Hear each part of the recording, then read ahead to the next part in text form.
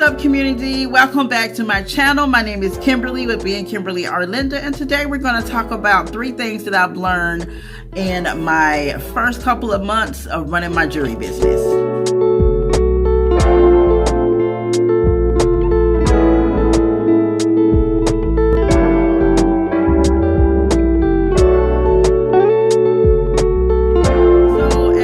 Know I started Motifs by Kimberly in mid-January, so I've been in business a little over a month and a half, coming up on 2 months kind of thing, and I have learned some things that I wish I had known prior to starting this business. So number 1, let's hop right in, okay? Number 1, plan, research, plan, research, plan, research, plan, research.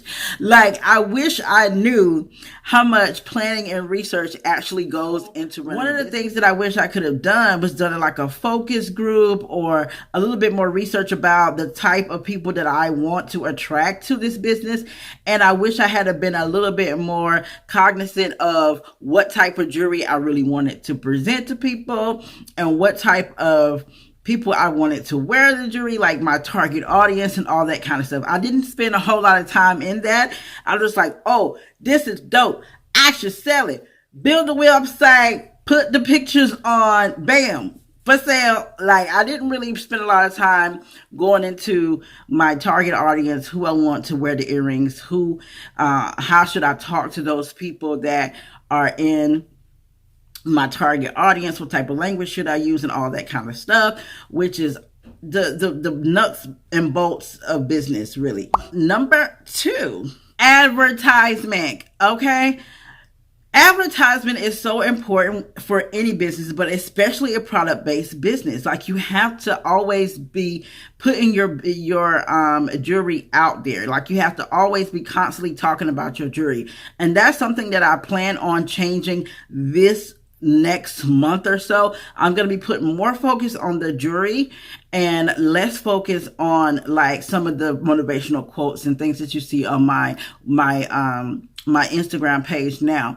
I'm also going to be putting more emphasis on reels and ads and things of that nature. I've also started to expand to put to become sponsorships of radio shows and things like that, so that not all my eggs are in the same basket. I'm also going to be getting out and doing more like vendors at different pop-up shops and things like that to get, that's a whole lot of advertisement and marketing that goes into any business, but especially a product-based business. Your product has to be everywhere and doing everything. And I didn't realize how much advertisement and marketing will cost me, how much advertisement and marketing would be needed to get one sale.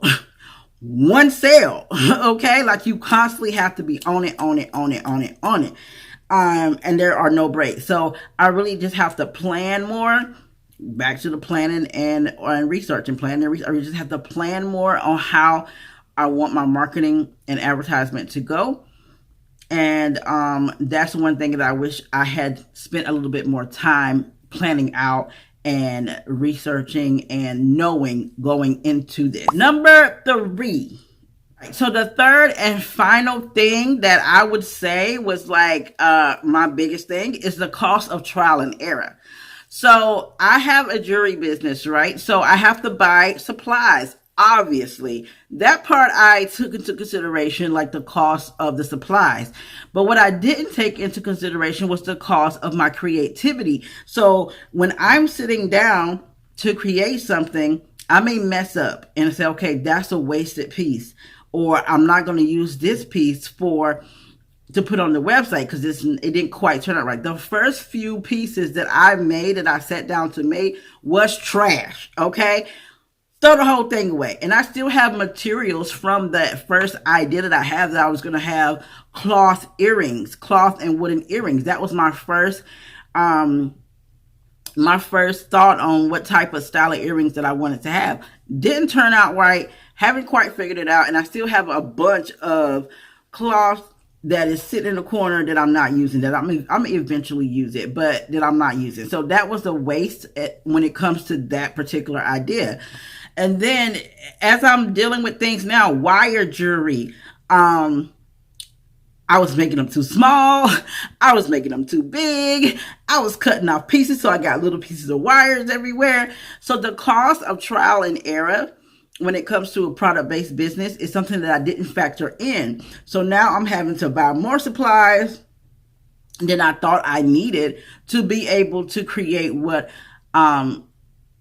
the perfected piece after all the trial and error.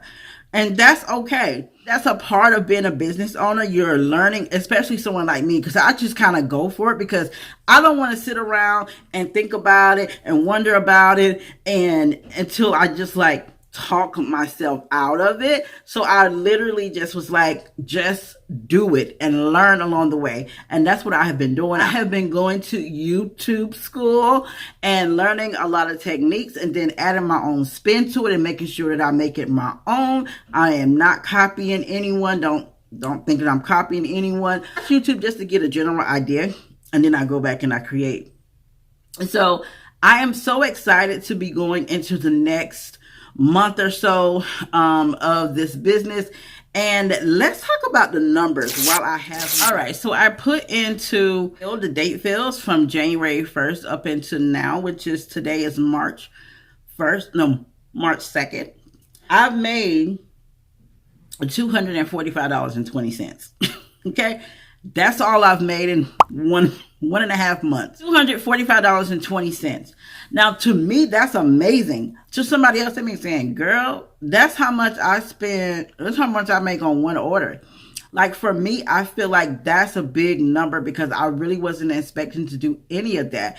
And although most of the people that purchased from me was actually people that I knew or interacted with, I still feel like that is a good number. I did have to spend almost the same amount in supplies and things like that, which the supplies is going to last me a long time. So I'm not really like concerned about that because most of the supplies I have is going to last me months to come because I buy in bulk. You have to deduct from that because that's literally what I spent in this month. And so basically I did not break even. That's what I'm trying to say. None of this is a profit because I almost balances out what I have spent in supplies and buying things. But we are grateful and we're going to keep going and we're going to keep having these little moments where we reflect and see what we could do better, what we could do more of, what we can take away and what we can add to our business to make it work for us. That's all a part of learning this business. So as I am growing and learning, I'm going to be telling you guys about what I learned. And I hope that you guys are really ready to hear this type of content because that's what's coming up, girl. We got travel vlogs, we got regular vlogs, we got Prince doing his thing, and then we got this business thing going on over here. We got a lot of entertaining topics to talk about. If there's anything that you want to know specifically about what it was like to run my business, the numbers, my mental health, all of that, please comment below, and I will do a separate video just for you. All right? So make sure you guys check out the website. Help me break even. Help me make a profit. Buy some of these earrings. This is one of the earrings that's on the site right now. This will be on the site very, very soon. So make sure you guys check out motifsbykimberly.com and I can promise you will find something there that you will love. Until next time, I will see you later. Peace.